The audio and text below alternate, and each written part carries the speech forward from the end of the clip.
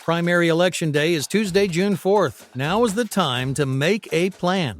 Whether you plan to vote absentee by mail, in person at your county auditor's office before Election Day, or at your polling place on June 4th, it's important you take steps now to make your plan at voterready.iowa.gov. Remember, Election Day is Tuesday, June 4th. Find more info at voterready.iowa.gov. This message is presented by the Iowa Secretary of State. This is the story of the one. As head of maintenance at a concert hall, he knows the show must always go on. That's why he works behind the scenes, ensuring every light is working, the HVAC is humming, and his facility shines. With Grainger's supplies and solutions for every challenge he faces, plus 24/7 customer support, his venue never misses a beat. Call quickgrainger.com or just stop by. Grainger, for the ones who get it done. I remember my first day at school. It was a small nursery school in Brixton, a borough in London, England. I remember my mother getting me dressed and singing songs on the radio to make me feel less nervous. I remember me not wanting to go. At home, it was just me, my little sister and my mum, and I just didn't want to leave them. I remember the short walk from my house, past the corner shop and the butcher's, and then over the zebra crossing and down the road that would take me to Ephraim Nursery School, the place where I'd spend the next few years.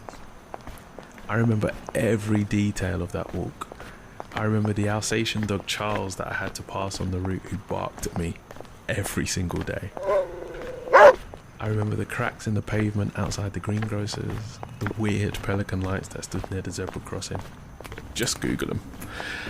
I remember arriving at school and meeting my teacher, Georgie, a beautiful, dark-skinned woman from Grenada.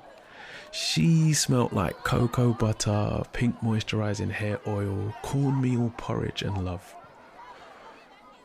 I didn't know at the time, but Georgie would turn out to be the only black teacher I would ever have. And I remember, as I tearfully kissed my mother goodbye, Georgie smiling at me, giving me a warm hug and telling me that everything would be okay.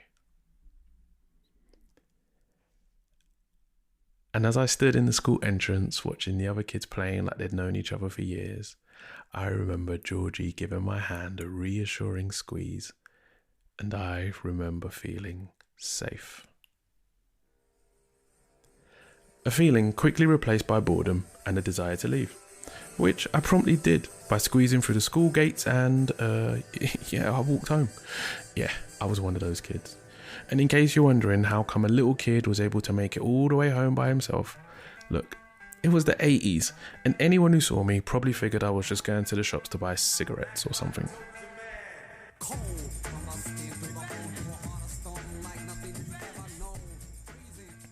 Those first day at school feelings came flooding back to me when I came across an article about 9 children. 3 boys and 5 girls having their first day at school. They were older than me in the story I just described. I went to school with my mother. They went to school accompanied by the National Guard. I was greeted by the beautiful Georgie. They were greeted by a baying crowd of hate-filled faces. No sounds of playing for them. No kisses goodbye at the school gates. This was Little Rock, 1957, and the children were Ernest Green, Elizabeth Eckford, Jefferson Thomas, Terrence Roberts, Carletta Walls, Minnie Jean Brown, Gloria Ray Karlmark, Thelma Mothershed, and Melba Patillo Beals. Known as the Little Rock Nine, they were the first African American children to attend a desegregated school.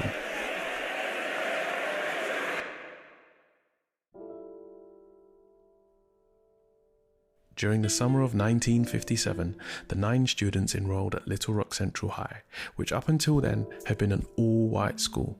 The fight to desegregate America and American schools had been waging for years, culminating in 1954 with Brown versus Board of Education, in which the Supreme Court declared that segregated schooling was unconstitutional.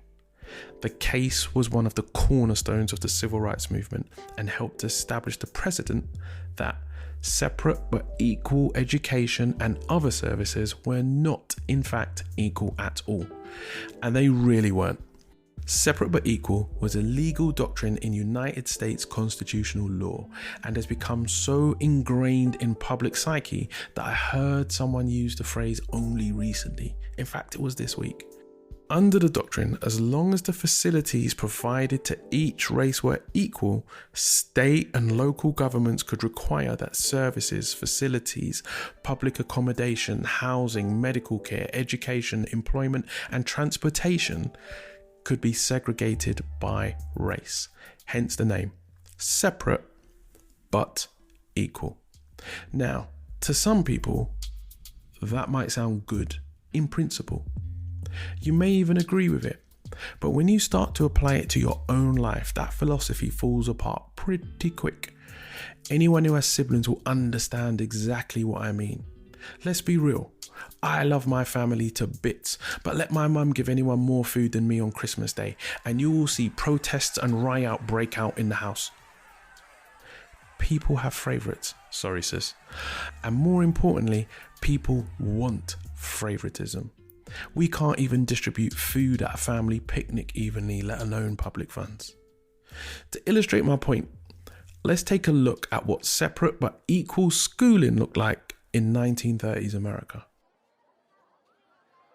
The average annual expenditure per pupil between 1937 and 1938 in the United States was $99.70. Let's call it $100. The average spent per pupil on black children was $23. In states like Alabama, that figure for black students tumbled to $14.75.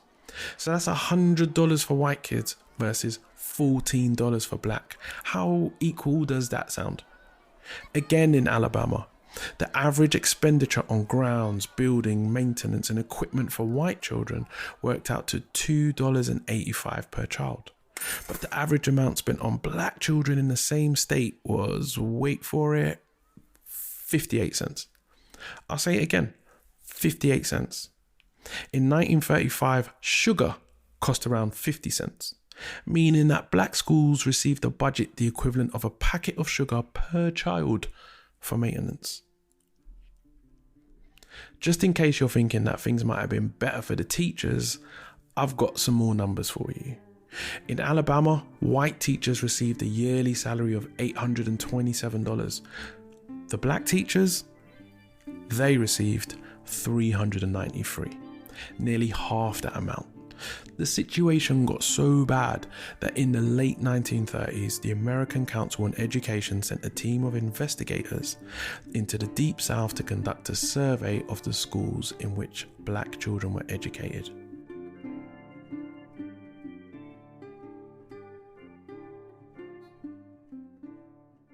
This is an extract from their report. A typical Negro school is at Dine Hollow. It is in a dilapidated building, once whitewashed, standing in a rocky field unfit for cultivation. Dust-covered weeds spread a carpet all around except for an uneven bare area on one side that looks like a ball field. Behind the school is a small building with a broken, sagging door. As we approach, a nervous, middle-aged woman comes to the door of the school. She greets us in a discouraged voice marked by a speech impediment. Escorted inside, we observe that the broken benches are crowded to 3 times their normal capacity. Only a few battered books are in sight, and we look in vain for maps or charts. We learn that 4 grades are assembled here. The wary teacher agrees to permit us to remain while she proceeds with the instruction. She goes to the blackboard and writes an assignment for the first 2 grades to do while she conducts spelling and word drills for the 3rd and 4th grades. This is the assignment. Write your name 10 times. Draw and cat and dog and rat and boot. That extract is from Growing Up in the Black Belt. Please, if you get a chance, Google it, check it out. Fascinating read. As I said, separate, but very far from equal. Anyway, back to our brave students.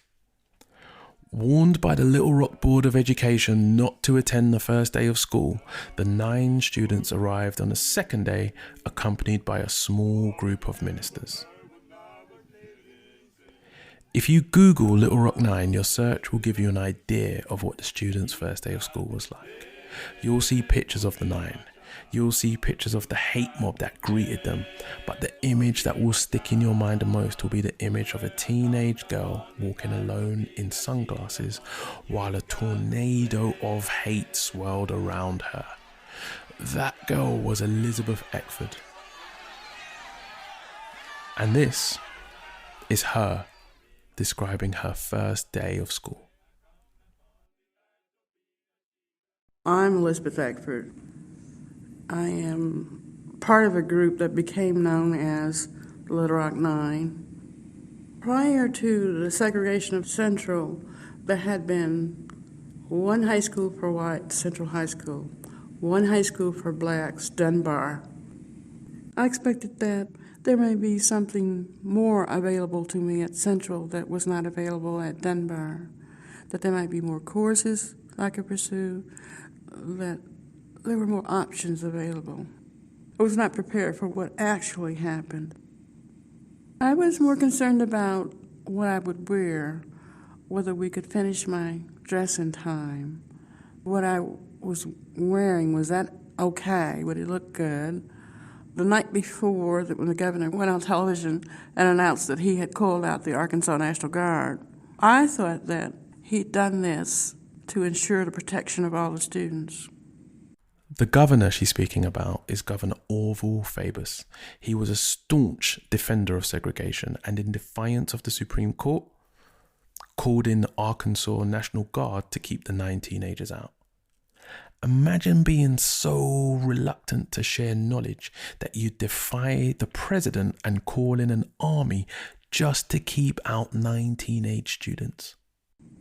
We did not have a telephone, so inadvertently, we were not contacted to let us know that Daisy Bates of NAACP had arranged for some ministers to accompany the students in a group.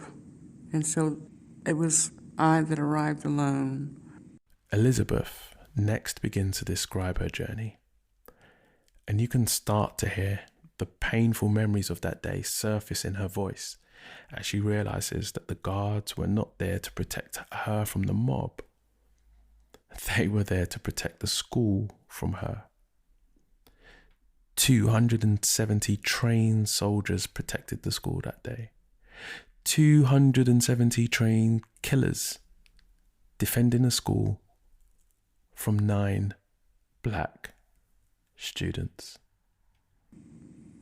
On the morning of September 4th, my mother was doing what she usually did. My mother was making sure everybody's hair looked right and everybody had their lunch money and the things, their notebooks and things, but she did finally get quiet and we had family prayer. I remember my father walking back and forth.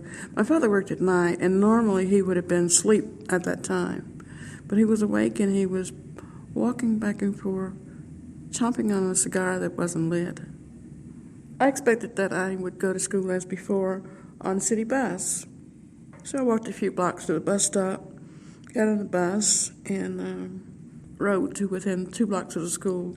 Got off the bus, and I noticed along the street that there were many more cars than usual, and I remember hearing the murmur of a crowd. But when I got to the corner where the school was, I was reassured seeing these soldiers circling the school grounds.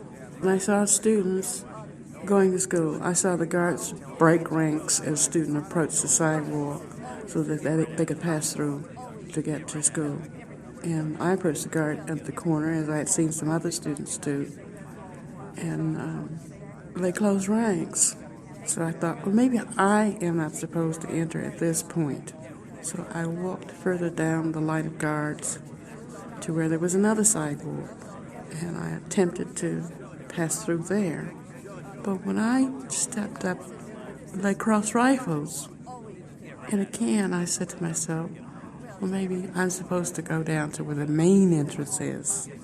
So I walked toward the center of the street. And when I got to about the middle and I approached the guard, he directed me across the street into the crowd. It was only then that I realized that they were barring me, that I wouldn't go to school there. As I stepped out into the street, the people who had been across the street started surging forward behind me. And so I headed in the opposite direction to where there was another bus stop.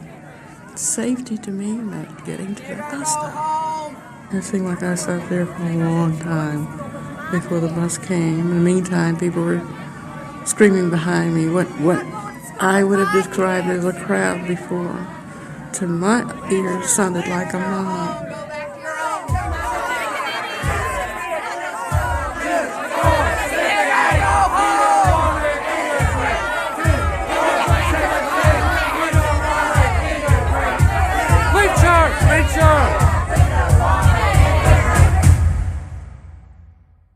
My thank goes out to Facing History for allowing me to use that last section of audio. Elizabeth was right. There'd be no school for her or any of them that day. The 9 attempted to return on September 23rd, entering the school through a side door. When they were eventually discovered, the protesters became so violent they attacked everybody black as well as reporters covering the story. And so again, the students returned home.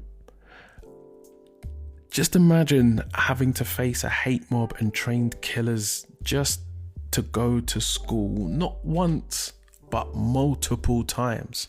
Imagine at age 17 being at the centre of a national debate when you should have been worrying about homework and what you were going to wear the next day. The pressure must have been incredible, but there was no turning back. The whole world was watching. Despite his reluctance to use federal troops to enforce desegregation, President Eisenhower sent in the elite 101st Airborne Division called the Screaming Eagles to Little Rock and placed the Arkansas National Guard under federal command. And on the 25th of September 1957, escorted in by the Screaming Eagles, Ernest Green, Elizabeth Eckford, Jefferson Thomas, Terrence Roberts, Carletta Walls, Minnie Jean Brown, Gloria Ray Carmark, Thelma Mothershed and Melba Patillo Beals got to have their first day.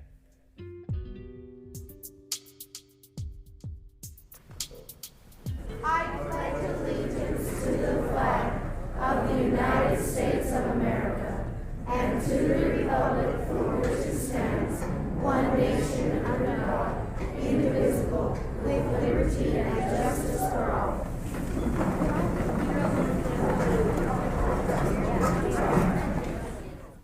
The 9 continued to face physical and verbal attacks from white students throughout their studies at Central High. They were spat upon, punched, kicked, hit with eggs and verbally abused. One of the students, Millie Jean Brown, fought back and was expelled.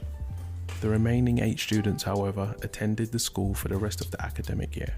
And at the end of the year, in 1958, Ernest Green became the first African American to graduate from Little Rock Central High School. I should really end the story right there, but there's a painful twist. Governor Fabus, defeated in his attempts to enforce segregation directly, found another way to keep blacks away from public funds. Rather than repeat integration for another year, he simply shut down all the schools. Many school districts in the South followed Little Rock's example, either closing schools or implementing quote-unquote school choice programs. that subsidized white students' attendance at private segregated academies not covered by the Supreme Court's decision. Little Rock Central High School did not reopen with a desegregated student body until 1960. And efforts to integrate schools and other public areas throughout the country continued throughout the 60s. So, this was more than 62 years ago. Ancient history, right? I said there was a twist. And a report from 2016 showed that school districts that predominantly served Black and brown students received $23 billion less in funding than those serving mostly white school districts. And that's despite serving the same number of students. The legacy of separate but equal still exists to this day.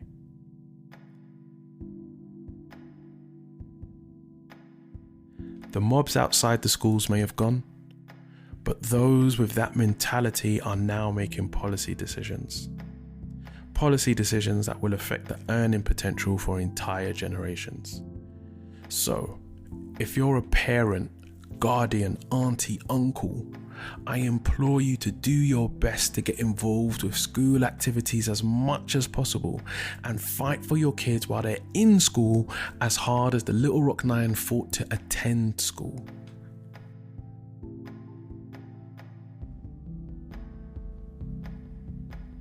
If you enjoyed this and want to learn some more, please check out my website, which you can find by searching blackhistorybuff.com. There you'll find blog pages and a blog accompanying this episode, alongside some research material that you can use to start developing lesson plans for children in your care. And while you're there, please consider supporting the show by making a donation on Patreon or Podfan. Again, you'll find links in the description and on my website.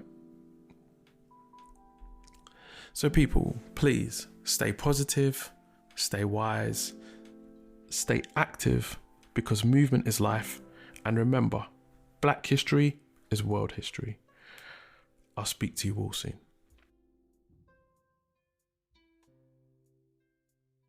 Actually, something else I want to say. Remember at the beginning of this, I said that I didn't have a Black teacher throughout my entire education. Well, I grew up hating school and the whole education system. I eventually left the lovely Georgie and ended up in a Roman Catholic school run by priests and nuns. Church every day. Occasionally a kid would get beat up by a teacher, and no Black history was taught at all. For an undiagnosed dyslexic like me, this environment was hell.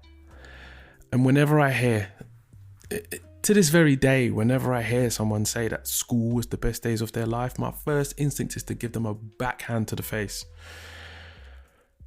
I'm giving you this information because I want to share something with you, something important to me. When I finally escaped education, went through a long journey of self-discovery. I became a DJ. I wound up working in massive retail companies up and down all of Britain. And on that journey, I realized that I had this ability to teach, coach, and train, and somehow ended up supporting students with learning disabilities in further education. Students who, I might add, went to universities such as Oxford and Cambridge. Now,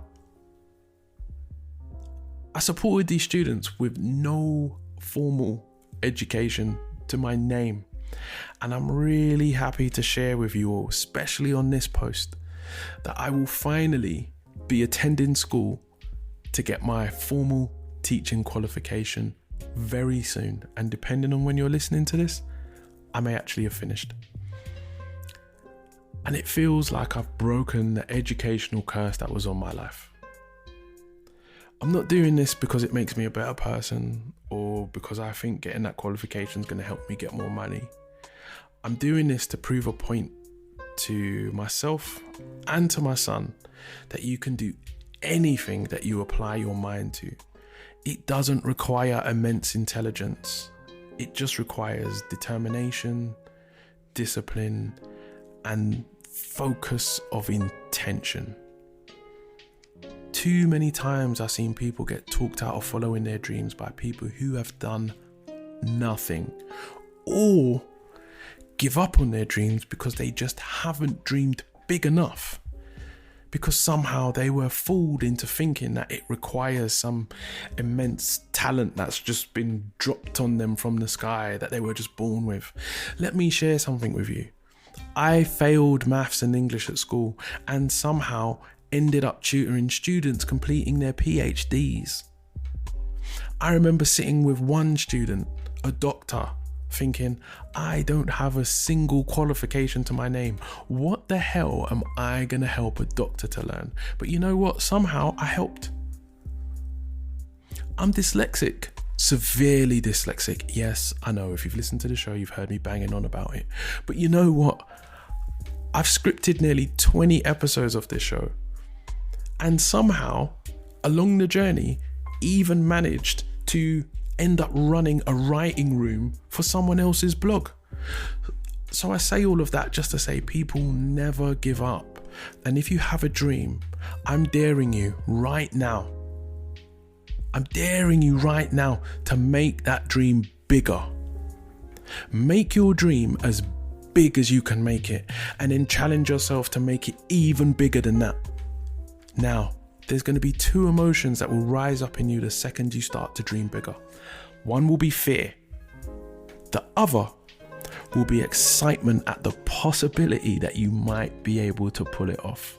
The feeling you feed will determine the result of your dream. All right? I just wanted to share that with you all. Okay. All right, I'm done now. Until the next episode, all right? Take care.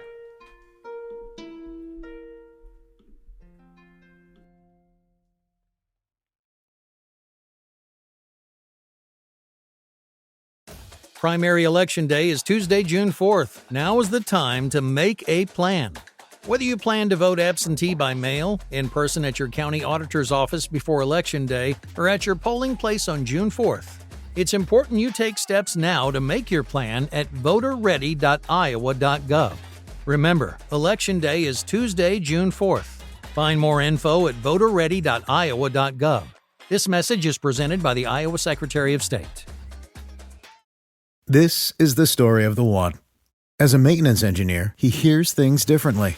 To the untrained ear, everything on his shop floor might sound fine, but he can hear gears grinding or a belt slipping. So he steps in to fix the problem at hand before it gets out of hand. And he knows Grainger's got the right product he needs to get the job done, which is music to his ears. Call, click Grainger.com, or just stop by. Grainger, for the ones who get it done.